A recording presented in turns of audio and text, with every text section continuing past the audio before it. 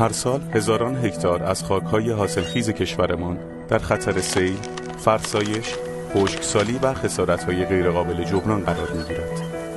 همه این موارد بحرانی را می‌توان با آبخیزداری مهار کرد. آبخیزداری تلاش می‌کند خیزش آب را در بین کوه‌ها، دره‌ها و آبراه‌ها کنترل کند و به آن جهت دهد تا مانع از دست رفتن پوشش گیاهی در مناطق بالادست شود و از ایجاد بدنه لخت کوه‌ها و خاکشویی جلوگیری کند تا شاهد سیلاب‌های عظیم در مناطق پایین دست نباشیم.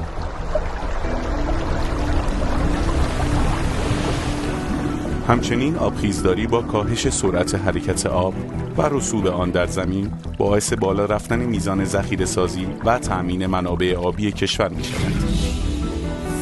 در واقع آبخیزداری با مدیریت منابع آب و خاک راهی است برای حفظ منابع طبیعی کشور عزیزمان. سازمان جنگل‌ها، مراتع و آبخیزداری کشور.